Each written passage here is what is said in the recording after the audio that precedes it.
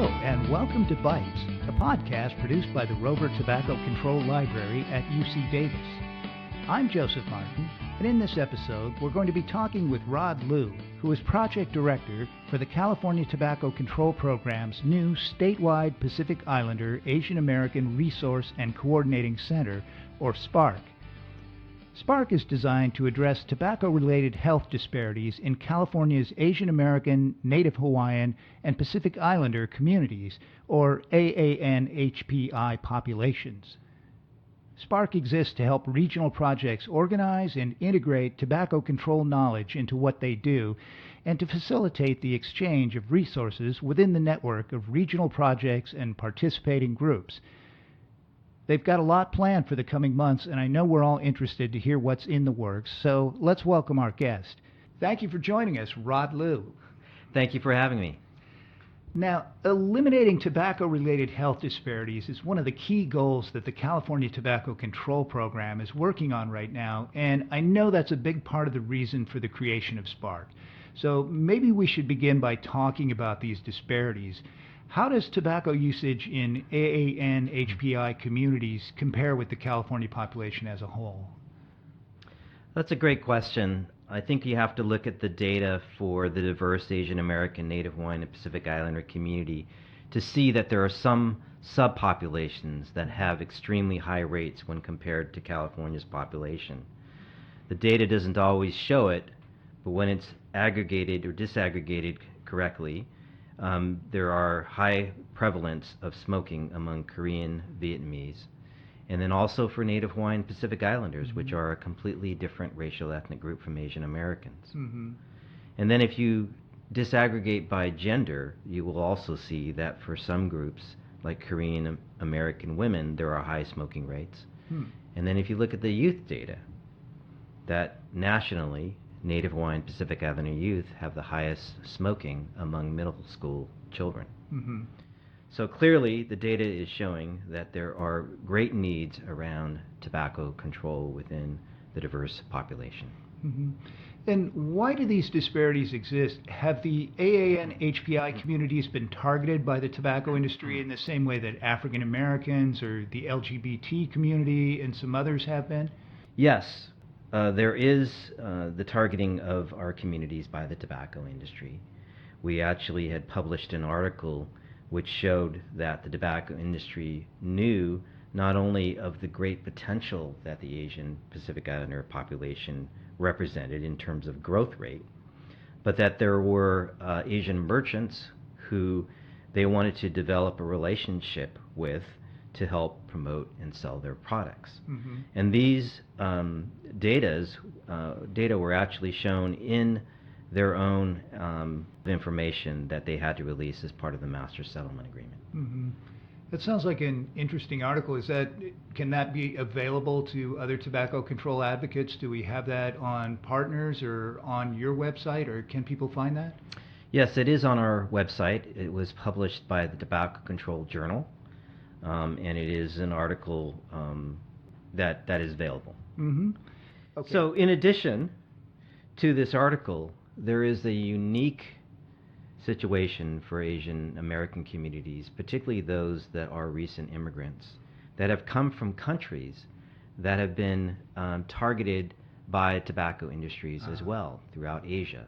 So we describe that as the double targeting of the Asian American community. Well, so these communities have been targeted and we have these disparities, and so how can we address this situation? Well, I think ultimately what we are trying to do is to change the social norm within these very diverse Asian American, Native Hawaiian, and Pacific Islander communities.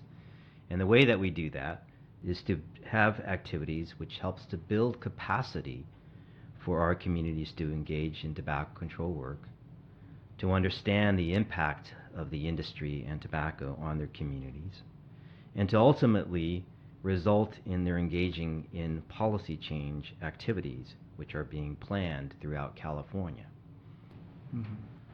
So I know that SPARC is a new project, but I understand you've already formed some impressive partnerships. Can you tell us about who you're working with?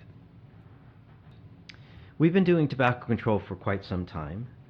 but through SPARC, we have formed a new advisory committee that has representation from our very diverse community. And it includes our 4 regional partners, plus expertise and experts that address many different issues within our communities and among many different subpopulations.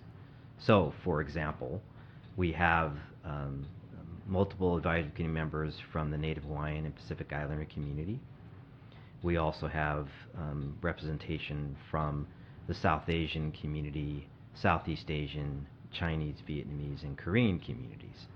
And then within that, we have expertise at the community level, at the LLA level, as well as university and academic institutions. And so together, it really represents a great collection of experts that are working together and have experience in tobacco control within the Asian Pacific Islander community.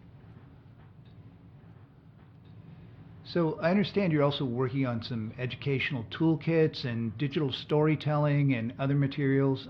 Can you tell us a little bit about what's in the works? Yes, educational materials are important for us, particularly tailored towards the Asian American or Native Hawaiian Pacific Islander communities. So we are developing 3 forms of materials that will include toolkits, such as toolkits on how to do policy change for coordinators and managers of Asian Pacific Islander organizations that are doing this work. We also are creating some in-language materials because we recognize that a portion of the population that does not speak English as a primary language has a need for tobacco education materials that are in a language that they understand. Mm-hmm. And then finally, creating success stories through digital storytelling. And that will come about as we develop the different aspects of this program. Mm-hmm. Now, as tobacco control advocates, we know it's important that when we approach diverse communities in our state, we need to be sure our materials are culturally appropriate. So how do you ensure your materials are appropriate for the diverse AANHPI communities? Well, it's a great challenge to create materials for all diverse groups that are represented by Asian Americans, Native Hawaiians, and Pacific Islanders. But we will try to prioritize certain groups that we want to develop both in-language materials and materials that can help move the tobacco control work. In order for it to be culturally appropriate, we obviously are going to be seeking the support of our advisory committee to help identify the priorities. We're also going to be doing focus group testing to ensure that when it's been developed, that it is appropriate to whatever segment of the population that it is being tailored for. But more than materials, we also have a part of our program that helps to build the capacity of our communities, such as through our leadership development program. Mm-hmm. And those leadership development programs are also tailored in the sense that we want the experience of each of our advocates to be acknowledged and represented in any trainings that we do. Mm-hmm. And so that may provide some opportunities for them to share about their own community experience and the uniqueness of how tobacco has impacted their particular community, and provide the opportunity for them to create a voice that is unique and that they can use to advocate for tobacco control and tobacco control policies. Mm-hmm. And you've been doing tobacco control for some time, is that correct? You've been with Appeal for how long? Yes, we've been around for 25 years. 25 years, yeah. And so I want to ask you, what do you find satisfying about it? What do you love about your work in tobacco control? Well, I think probably the most satisfying thing is the work that we do with our partners and our network.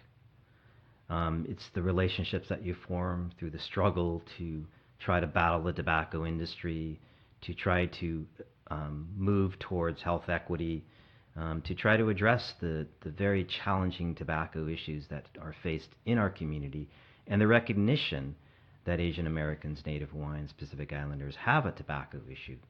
Because oftentimes, again, the data doesn't always show it, there's that data and that issue is hidden within all the other things that communities are being asked to do.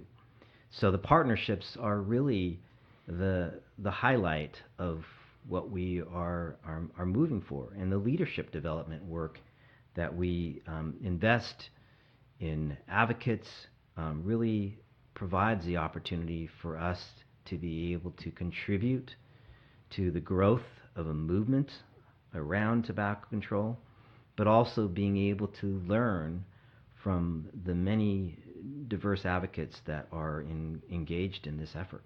Mm-hmm. And if somebody is listening right now and they're interested in working with SPARC, what's the best way for them to get in touch?